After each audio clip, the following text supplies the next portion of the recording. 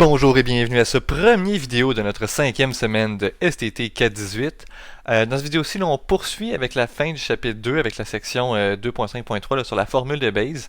Et en fait, là, on va commencer cette semaine avec une approche qui est un peu différente, là, qui va nous permettre d'aller calculer des probabilités dans des conditions particulières. Donc bon, qu'est-ce qu'on a vu la semaine passée? Bien, on a vu plusieurs choses, là, dont une formule là, qui s'appelle la formule des probabilités totales.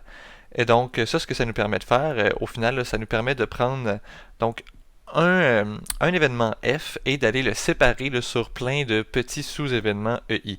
Ce qu'on avait dit, c'est qu'on pouvait prendre certaines partitions de notre espace, là, aller la diviser en certaines régions qui s'overlappent pas. Et si on avait là, un événement quelconque qui était là-dessus, donc disons un F là, qui serait là, ben, ce qu'on peut faire, c'est qu'on pouvait considérer là, vraiment chacune des parties, aller calculer la probabilité là-dessus, puis éventuellement, ben, on retrouve là, la probabilité de F. Une autre manière de s'en sortir, ben, c'était de prendre les EI qui sont là, justement, d'aller les prendre un peu plus simple, donc essentiellement, prendre un événement E et y aller avec son complémentaire, donc c'est une autre manière d'aller s'en sortir avec ça. Et ben, des fois, ça sera encore pas suffisant, ça va être encore un peu trop difficile là, à aller calculer tout ça. Donc, on va s'en sortir là, avec une approche qui utilise les probabilités conditionnelles.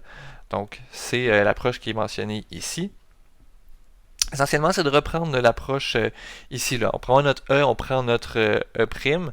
On sait que ça ici, ça va fonctionner. Mais on peut aller rediviser là, ces quantités-là. Pourquoi? Ben, parce qu'on a vu là, essentiellement que la probabilité, donc disons de F sachant E, ça ici, c'est la probabilité de l'intersection, donc F intersection E, divisé par la probabilité de E. On a vu ça la semaine dernière.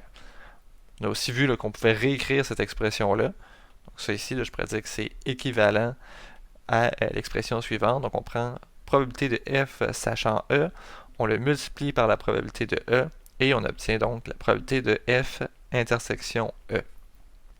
Ce qui est bien là-dedans, c'est que cette probabilité-là d'intersection, mais peut-être qu'on ne la connaît pas, mais on peut la remplacer par ça ici, là, qui va être une probabilité conditionnelle, qui est peut-être plus facile à connaître, et la probabilité de E. Donc si on choisit bien notre événement E, ben, on va être capable d'aller calculer ça.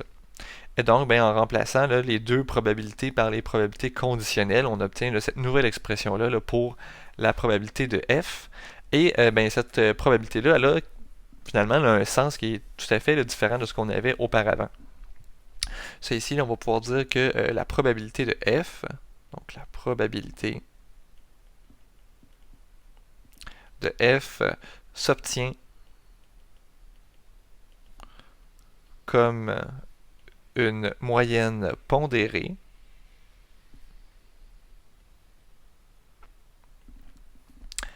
des probabilités conditionnelles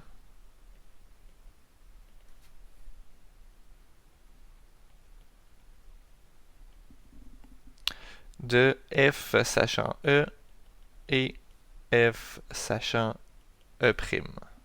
Donc ici, là, la pondération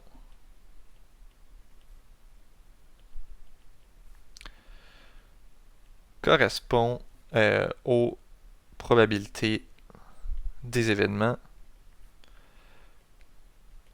c'est-à-dire P de E et P de E'. Donc essentiellement, ce qu'on est en train de dire, c'est que l'expression qui est ici, c'est ni plus ni moins qu'une moyenne entre les quantités conditionnelles ou les poids, c'est ces deux quantités-là. Pourquoi? Mais en fait, c'est parce que on avait également vu dans les propriétés des probabilités là, que on a toujours que P de E plus P de E' est égal à 1. C'est pour ça qu'on est capable de dire ici là, que ça nous donne une moyenne pondérée. Bon. Toujours est-il, on a ça, là, à quel point est-ce que ça nous avance? Bien ça ici, là, ça fait en sorte qu'on est capable d'aller utiliser ce qu'on appelle les arbres de probabilité pour aller représenter différentes situations. Et ça ici, de savoir une grande utilité, là, ça va devenir très très appliqué ce qu'on fait. Donc on a un point de départ, et là, ben, on va aller chercher de l'information sur E. Donc, soit E arrive, ou E n'arrive pas. Donc ça veut dire qu'on a E'. Donc on peut se faire deux branches comme ça. Donc la première, ben, ici, ça va arriver avec probabilité E, puis ici avec probabilité de E'. Ben, ensuite, on peut continuer. Donc nous, ce qui nous intéresse, c'est l'événement F. Donc on va aller voir, ben, est-ce que F arrive, ou est-ce que f n'arrive pas, donc f'. Même chose à partir de e'. C'est possible d'avoir f, c'est aussi possible d'avoir f'. Et là, mais c'est quoi les probabilités qui vont sur ces branches-là? Mais une fois qu'on est ici, là, on sait que E est arrivé. Donc, l'information qu'on a jusqu'à ce moment-là, là, on cherche la probabilité de F lorsque E est arrivé. Ou encore la probabilité là, de F' lorsque E est arrivé. Même chose en bas, ici, on sait que E' est arrivé. Ça, ici, c'est quelque chose qui nous est donné. Donc, on cherche ici la probabilité de F lorsque E' arrive et en dessous la probabilité de F' lorsque E' arrive. Et là, ben, on va pouvoir se faire un genre de tableau ici où est-ce qu'on va avoir une colonne là, qui va s'appeler F, une colonne qui s'appelle F'. Et là, ben, on va pouvoir venir mettre là, des probabilités un peu partout dans ce genre de tableau résumé-là. En fait, là, d'une manière générale, là, je vous en écrit quelques-uns, la quantité qui irait ici. Donc je sais ici que ça va aller dans la colonne de F parce que ma dernière valeur ici c'est F. Quelle quantité que je vais aller mettre là? Ben, je vais aller mettre la probabilité de F intersection E parce que donc je suis dans la colonne de F. Donc ici j'ai un point final de F, mais aussi j'ai E qui est arrivé. Cette probabilité-là s'obtient comme étant la probabilité de E multipliée par la probabilité de F sachant E. Donc ça va bien là, parce que le chiffre qu'on va devoir mettre ici, ben, ça va être ni plus ni moins que le produit des deux branches qui est là. Et là, ben, on pourrait toutes les avoir. Là. Donc ici, on va avoir la probabilité de F' intersection E. Ici, la probabilité donc de F intersection E'. Et finalement, la probabilité ici là, de F' intersection E'. Une fois qu'on a tout ça, on va se faire un joli trait ici. Et on va pouvoir calculer la probabilité de F qui va s'obtenir ni plus ni moins en prenant une somme sur tous les éléments qui sont dans la colonne de F. Et de la même manière, de l'autre côté, on va avoir la probabilité de F' là, qui va s'obtenir comme étant la somme sur tous les éléments dans la colonne ici là, de F'. Donc ça va être une bonne manière d'aller récupérer beaucoup d'informations de manière assez efficace parce que on va avoir différentes astuces, là, entre autres, là, à toutes les fois qu'on a un certain branchement, ben, on doit avoir là, que la somme des probes, donc la somme des probabilités, est 1. Donc, disons, là, ces deux branchements-là, la somme doit donner 1. Ces deux branchements-là, la somme doit donner 1. Ces deux branchements-là, la somme doit donner 1. Donc, on n'aura pas besoin d'avoir toutes les informations, mais visuellement, ça va être quand même assez simple d'aller remplir qu'est-ce qui manque pour être sûr qu'on a tout, qu'on est capable de compléter les probabilités que nous intéressent. Et là, bon, on l'a fait avec le cas où on avait juste un événement E qui avait deux possibilités.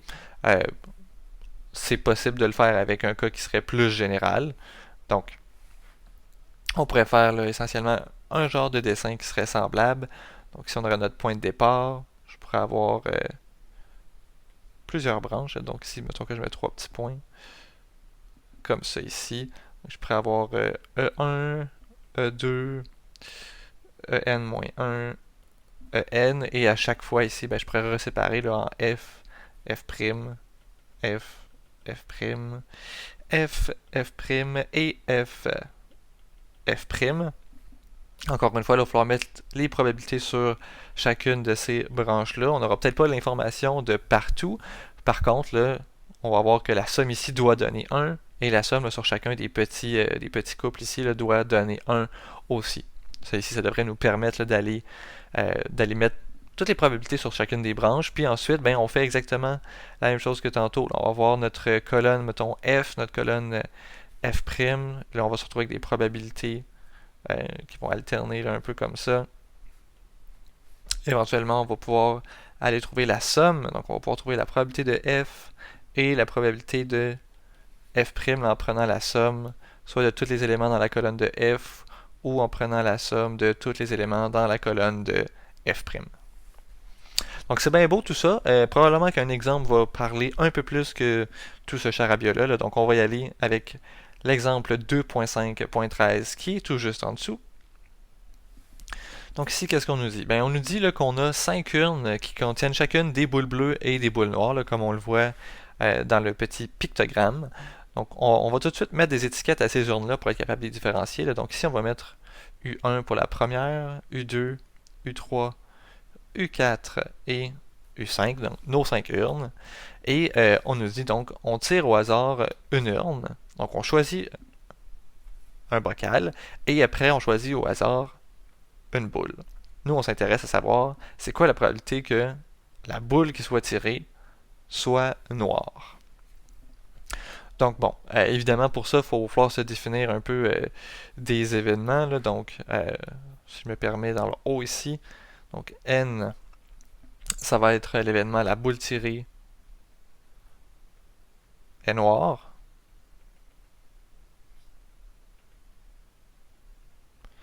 Et l'événement UI, ben, ça va être l'urne choisie est la IM. Donc U1, ben, ça va être on a choisi la première, U2 la deuxième, et etc. Et là, on va avoir besoin de dézoomer ici là, pour être capable d'aller voir toute notre page. Ça va vraiment nous aider à bien travailler. Donc, on va prendre notre point de départ. Et là, il faut savoir dans quel ordre aller mettre les choses. Donc ici, on choisit une urne en premier. Donc la première colonne d'information qu'on va mettre, c'est vraiment aller placer les urnes. Donc ici, on va avoir, disons, U1, U2, U3, U4 et U5. Donc on va avoir une branche associée à chacun de ces trucs-là. Et donc, ben, ici, on mettrait la probabilité de U1. Donc, c'est quoi la probabilité d'aller choisir U1? Ben, il y a 5 urnes, puis on nous dit qu'on choisit absolument au hasard les urnes. Donc, ici, là, ça va être égal à 1 sur 5. Et bon, ça va être la même chose un peu partout. Donc, ici, on va avoir 1 sur 5 aussi, 1 sur 5, 1 sur 5 et 1 sur 5. À partir de là, on a tout le temps deux possibilités. Soit on choisit une boule qui est noire, soit on choisit une boule qui est pas noire. Donc, disons là que ça ici, je prends comme ça. Donc, je fais tous mes branchements possibles. Donc, on peut avoir une boule qui est pas noire, une boule noire, pas noir, noir, pas noir, noir, pas noir, noir, et pas noir, noir. OK. Et là, c'est d'aller placer les probabilités. Donc, on se rappelle, là, ici, c'est la probabilité d'avoir une boule qui est pas noire, sachant qu'on est dans l'urne 1. Donc, ça ici, ben, si on est dans l'urne qui est ici, on veut une boule finalement qui est bleue. Donc, ça ici, ben, ça arrive avec probabilité 2 sur 3. Automatiquement, je le sais, là, sur le groupe de branchement qui est ici, la somme des probabilités doit donner 1. Donc, de l'autre côté, ici, j'ai un tiers. Si je prends l'urne 2, qu'est-ce qui se passe? Ben, c'est exactement la même chose. On a encore 2 tiers, 1 tiers. L'urne 3, c'est impossible de ne pas avoir une boule, noire. Donc, ici, c'est 0 et 1. L'urne 4, on a 3 boules bleues. Donc, ici, 3 sur 4 et 1 sur 4. Et finalement, l'urne 5, ben, c'est la même chose. On a 3 sur 4 et 1 sur 4. On va mettre ici nos genres de titres de colonnes si on veut. Donc, les boules bleues ou pas noires. Et de l'autre côté, les boules noires. On va savoir comment aller déterminer les probabilités qui vont là. Donc ici, c'est la probabilité de l'intersection. N' intersection U1. Et cette probabilité-là s'obtient en prenant le produit de la probabilité qui est ici, 1 cinquième, avec 2 tiers. Donc ça ici, on obtient 2 sur 15. De l'autre côté, on va avoir 1 cinquième fois 1 tiers. Donc ici, on va avoir 1 sur 15 qui vient ici. Et là, ben, on va remplir tout le tableau. Donc ici, on va avoir 2 sur 15. Ici, on va avoir encore 1 sur 15. Ensuite, on va avoir 1 cinquième fois 0, ça donne 0. 1 cinquième fois 1, 1. 1 cinquième fois 3 quarts. Donc ça ici, ça va me donner 3 sur 20. Ensuite, je vais avoir 1 sur 20. Et finalement, même chose, 3 sur 20 et 1 sur 20. Ce qui me permet de venir mettre mon total ici. Donc, globalement, la probabilité d'avoir une boule qui est pas noire, ça va être quoi? Ben, ça va être 2 sur 15 plus 2 sur 15 plus 0 plus 3 sur 20 plus 3 sur 20. Donc, on fait vraiment la somme de toute la colonne. Et ça ici, qu'est-ce que ça me donne? Ben, ça me donne 34 sur 60. Ensuite, ben, on calcule la même chose de l'autre côté, donc la probabilité de n.